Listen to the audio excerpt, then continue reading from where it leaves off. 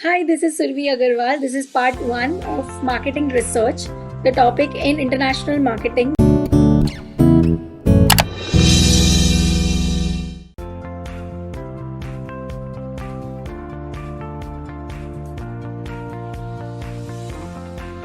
Students, this part of the video is very important, so please note it is called the EPRG framework. So basically there are 4 types of thought process when it comes to international marketing. One is ethnocentric, second is polycentric, third is regiocentric, fourth is geocentric. I will explain all this quickly for you to understand better. Ethnocentric is where the home country is considered as superior and it sees similarities in foreign countries and then only it ventures over there. Second is polycentric.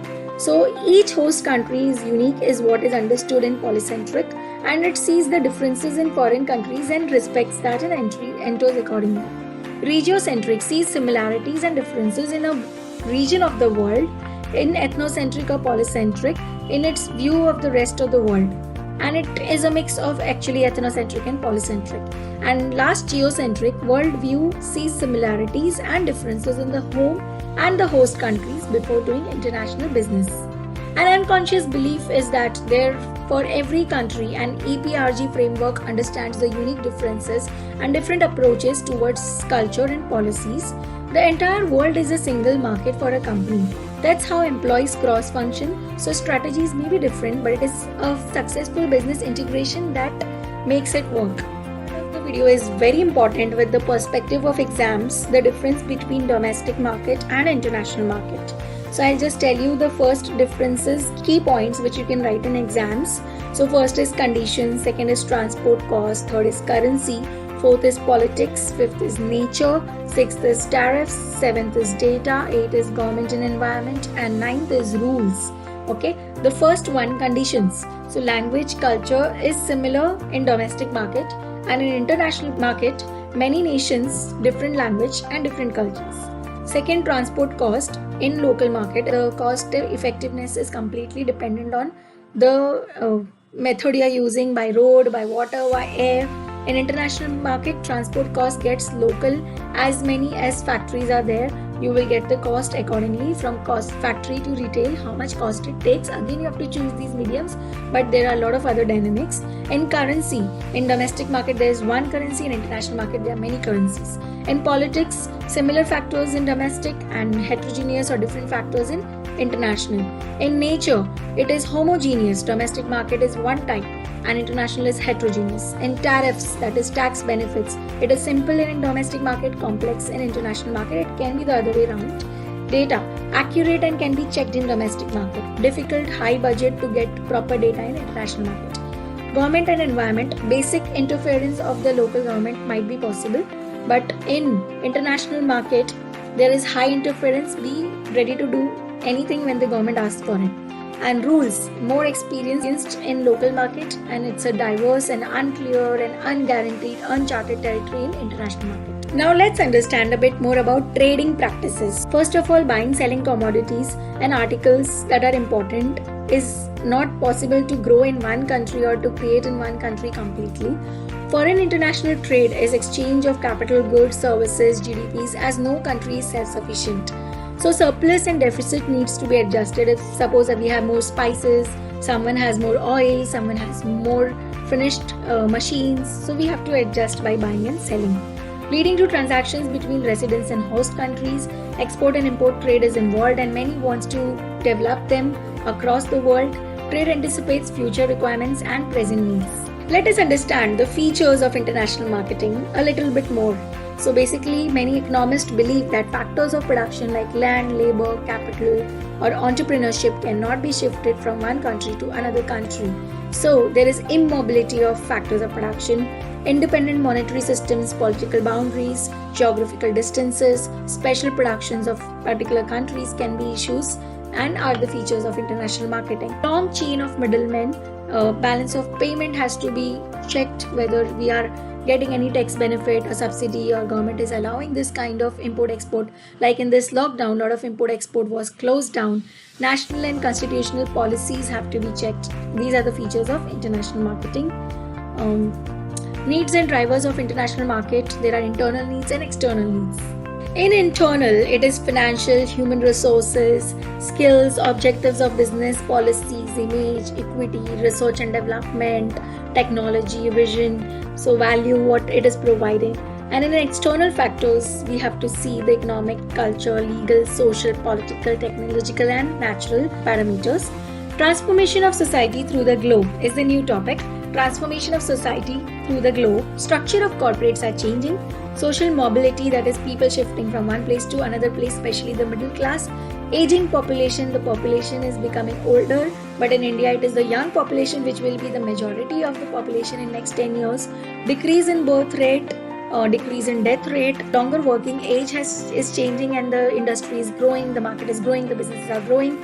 People are having 2 to 3 careers. So basically urbanism is rising. Basically the city life is increasing across the world. To stay in small towns or rural areas anymore because there are not enough facilities and standard of living is not so good, and income is doubling over the period of years, and developed countries are getting saturated, so people are coming to developing countries.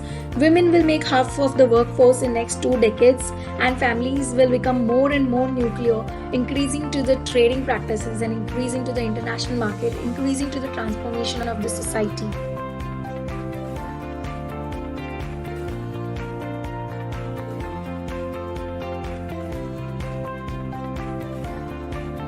Also, let's understand how social factors affect international marketing operations.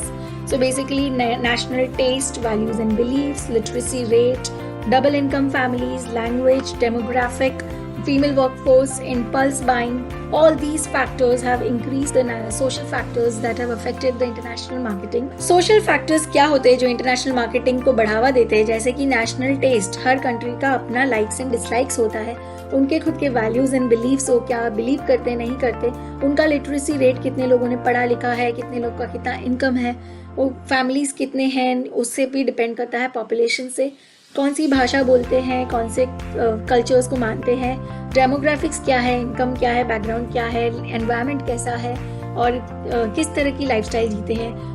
Female workforce बढ़ने वाला है, ज़्यादा औरतें काम पे जाने वाली है अगले 20 साल में, और 50% पॉपुलेशन औरतें होंगी जो काम करेंगी, और लोग ज़्यादा बाइंग करेंगे, इम्पल्स बाइंग करेंगे, और जब मन होगा तब खरीदेंगे चीज़ें, जैसे हम अमेजोन से ऑर्डर करते हैं या फ्लिपकार्ट से ऑर्डर करते हैं. इस तरह से इंटरनेशनल मार्केटिंग बहुत बढ़ गया है, बहुत उन्नति किया है और बहुत बढ़ने वाला है.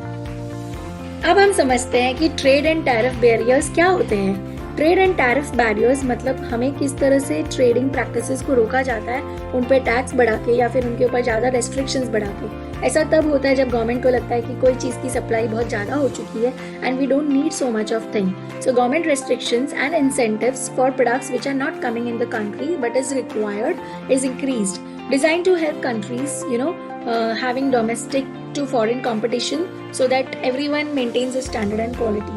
Free trade policy reduces, artificial restrictions are created, trade import export quotas are created, helps small companies to maintain so that they don't close down and don't have an impact of huge cheaper import of foreign goods. It maintains balance of trade and anti-dumping duties.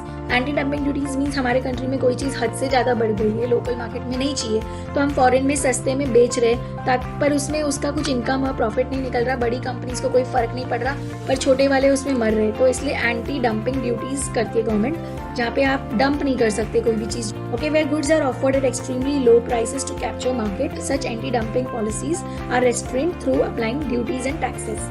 International trade markets setting quota for every type of product. Non tariff barriers, हर एक product का rule है कि उसका tax कितना होगा, कितना import कर सकते हैं आप, एक टाइम पे कितना क्वांटिटी ला सकते हैं, उसका लाइसेंसिंग होता है, उसका कोडिंग होता है, बहुत कुछ देखा जाता है. Voluntary constraint lockdown like it is there now.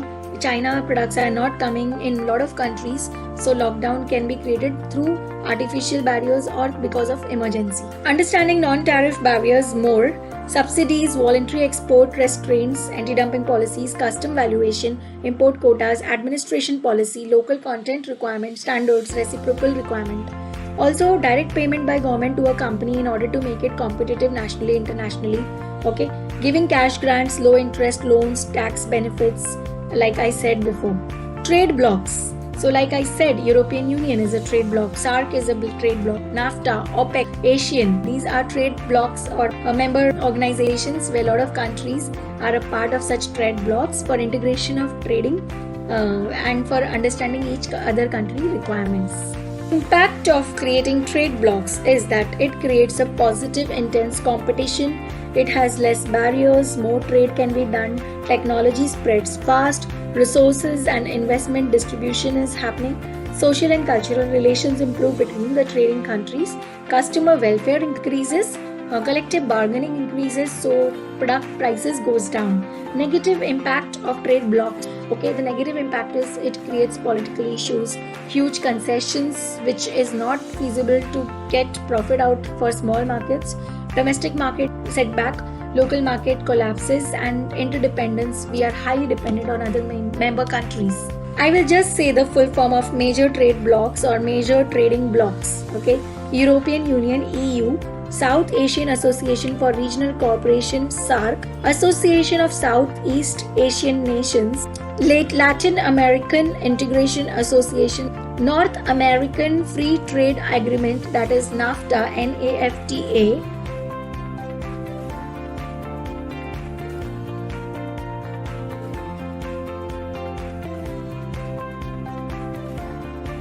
South Asian Free Trade Area, that is SAFTA, SAFTA. Then there is Central American Common Market and CARICOM. Okay, it's a big one. You may not do this for exam.